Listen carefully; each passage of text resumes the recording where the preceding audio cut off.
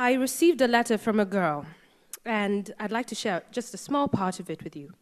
Dear Lupita, it reads, I think you're really lucky to be this black, but yet this successful in Hollywood overnight. I was just about to buy Dentsure's Whitenicious cream to lighten my skin when you appeared on the world map and saved me. My heart bled a little when I read those words. I could never have guessed that my first job out of school would be so powerful in and of itself, and that it would propel me to be such an image of hope in the same way that the women of The Color Purple were to me.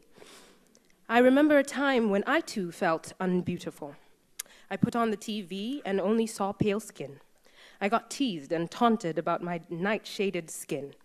And my one prayer to God, the miracle worker, was that I would wake up lighter-skinned. The morning would come and I would be so excited about seeing my new skin that I would refuse to look down at myself until I was in front of a mirror because I wanted to see my fair face first. And every day I experienced the same disappointment of being just as dark as I had been the day before. I tried to negotiate with God. I told him I would stop stealing sugar cubes at night if he gave me what I wanted. I would listen to my mother's every word, sitting right there, and never lose my school sweater again if he just made me a little lighter. But I guess God was unimpressed with my bargaining chips because he never listened. And when I was a teenager, my self-hate grew worse. As you can imagine, happens with adolescence. My mother reminded me often that she thought I was beautiful.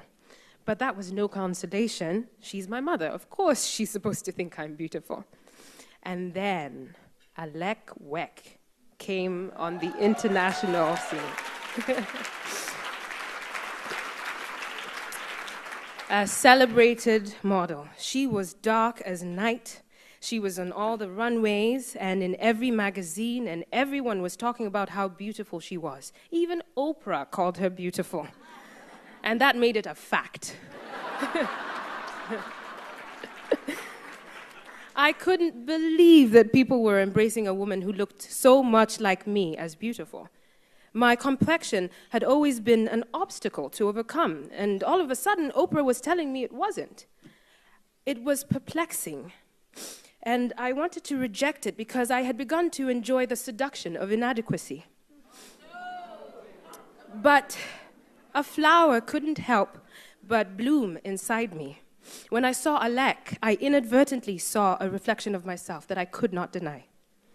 Now, I had a spring in my step because I felt more seen, more appreciated by the faraway gatekeepers of beauty. But around me, the preference for light skin prevailed. To the beholders that I thought mattered, I was still unbeautiful. And my mother again would say to me, "You can't eat beauty. It doesn't feed you." And these words played and bothered me. I didn't really understand them until finally I realized that beauty was not a thing that I could acquire or consume. It was something that I just had to be. And what my mother meant when she said, "You can't eat beauty," was that you can't rely on how you look to sustain you. What actually sustains us, what is fundamentally beautiful, is compassion for yourself and for those around you. That kind of beauty, that kind of beauty inflames the heart and enchants the soul. It is what got Patsy in so much trouble with her master, but it is also what has kept her story alive to this day.